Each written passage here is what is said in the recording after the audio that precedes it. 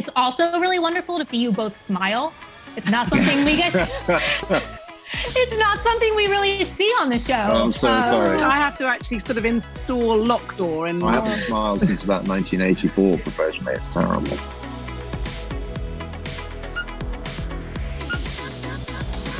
Hi, I ladies. love your painting, Audrey. Hi. Thank you. First of all, I wanted to say to all of you, this show and this cast is so up my alley because give me a period piece and sci-fi, and now it's like together, and it's wonderful. 3 years ago, everyone at the Touched woke up with a power. Our first response cannot be hate. We'll be lined up in the streets. We're taking a terrible risk. The future of the world depends on what I'm doing. The future of the world depends on the present. I actually said to my coworker, my dream show would be Corsets in Space. Wow. This is not exactly Corsets in Space, but it's pretty close. So I was wondering if you guys had the chance to name the show The Nevers and give it a different name, what would you call it? I would use the word never and I would just call it Never Say Never, which is what I was thinking about your last comment. But just never say never with this show. So I would sort of improve on that. Yeah, I think Never Say Never is a great title. Never say never. Yeah. Yeah, whatever Ella says for that. I don't know. You want to say the sisterhood, but it's so much more than that. Yeah, and that's something that we've experienced because that they're just this incredible community of men and women, really. But that wouldn't do it justice. So yeah, Never Say Never. Sounds like a Bond movie, doesn't it? It does. Music also really plays a big role in this series. And I know Eleanor and Ella, you are both singers. And Elizabeth, you sing a lot in this scene as well. What is the role of music in your everyday lives? I like dancing in my kitchen. I don't sing. You do, babe. I've heard you sing a bit of Whitney. But well, I was supposed to be an opera singer, weirdly. I did train as an opera singer at Guildhall in London from a very young age. And then I thought going to drama school would help me with opera. And then once I just acted, I never went back to singing. So that just goes to show how much I love acting. And yeah, sorry, Mum, who paid for all those singing lessons. It just wasn't going to happen. And Eleanor, how about you? Yeah, I mean, my mum is a professional singer, as is my brother. So I've been surrounded by very musical people all my life. I wouldn't say the talent extends to me, hence my warbling. And thank goodness for auto-tuning for Mary's song. So there we go. Eleanor, in my research, I was shocked to find out that you are not a natural redhead. Like, if anyone looks like a redhead, it is certainly you. And it's crazy to me. And on the hair tip, I know, Ella, you have been cutting your own hair perhaps during quarantine, it looked like, on Instagram. Do you have any do's and don'ts on getting at-home haircuts?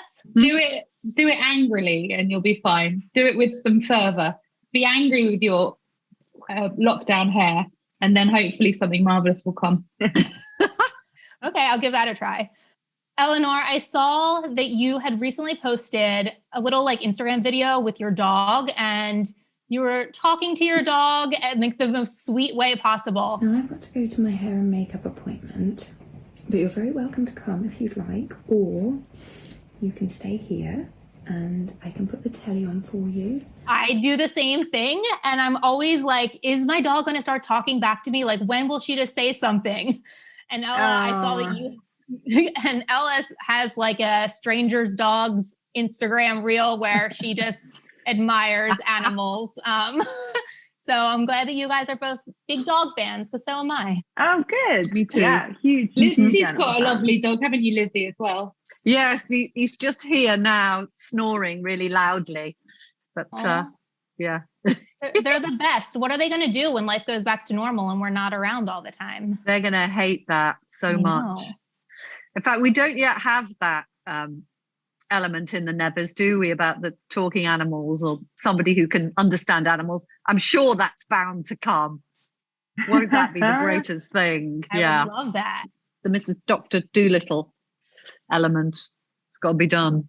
I saw a tagline for the show that was "A touch of power can change the world." And I'm wondering if you could each tell me what else you think could change the world. Kindness. Lack of corruption. And I would add to that truth-telling. Yeah. Ella, in my research, I saw some amazing impersonation or accent work that you do. Okay, whatever you do this Valentine, make sure you use reusable straws, okay, for the turtles. I was a little intimidated coming into this because you did an East Coast accent that ended up sounding like a little bit like Rocky. And I was so self-conscious that you were going to think that I sounded like Rocky.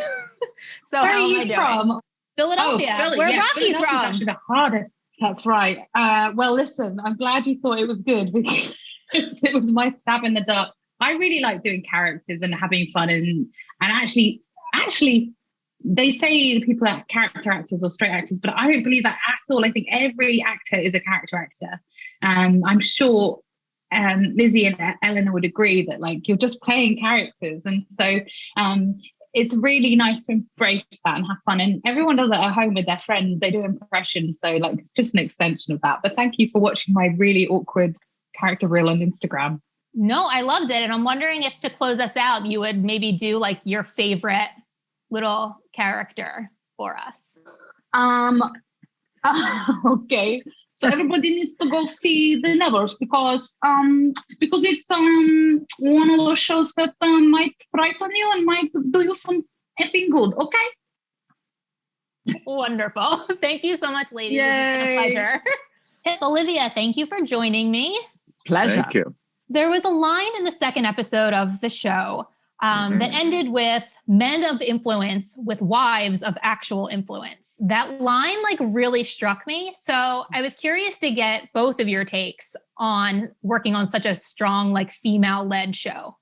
Yes, that's the truth is that some women would say is that behind every great man is a great woman. And I think that's what that was referring to. But these women are not even having to use a man as a prop. They don't even need a front man. They're just out there and out front.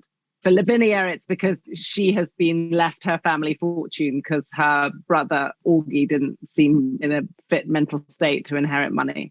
So she has, by default, become a rich and powerful woman, which was a very rare thing at the time.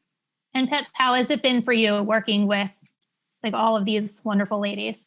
Exhilarating, absolutely exhilarating. And I think I can honestly say before release that this is something that my daughters will wholeheartedly rejoice in, which isn't always the case, hasn't always been the case, but they're stern critics. But no, I think it's fantastically topical.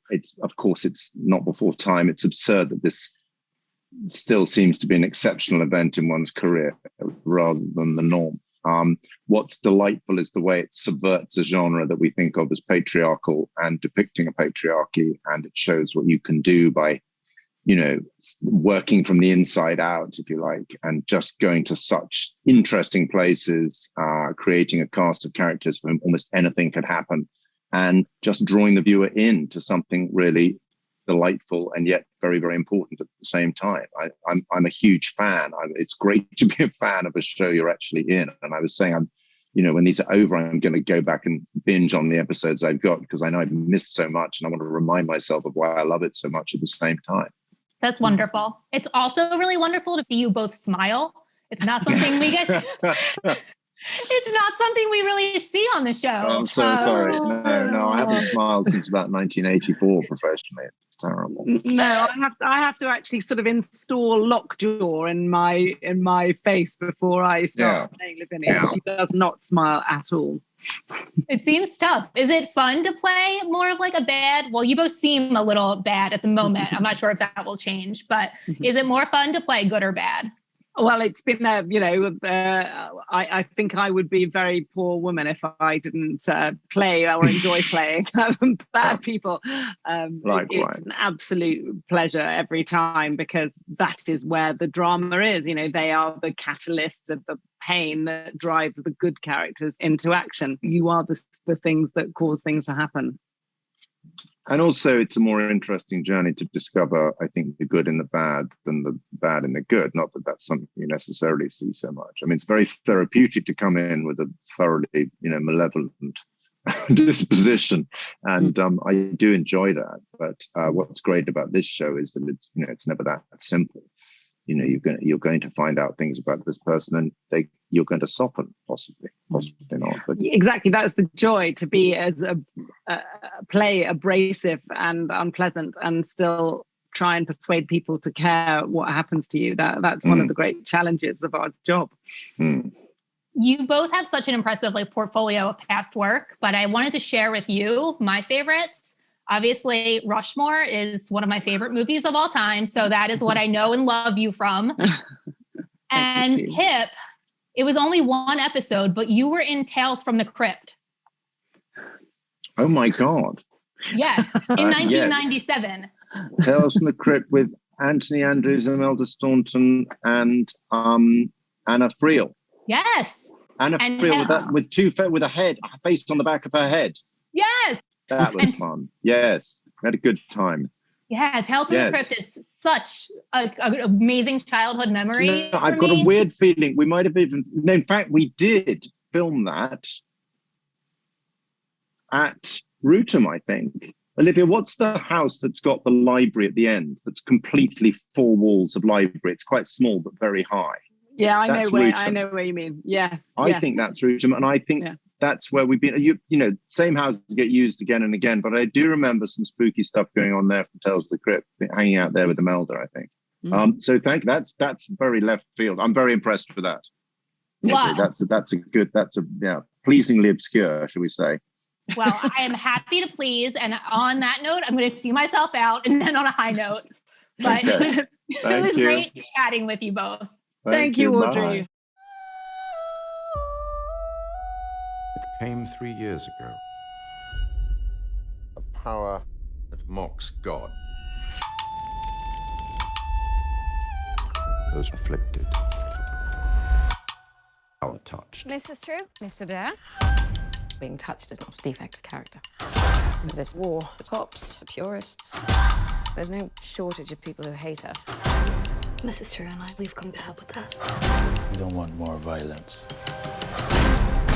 Gentlemen, might we be civil?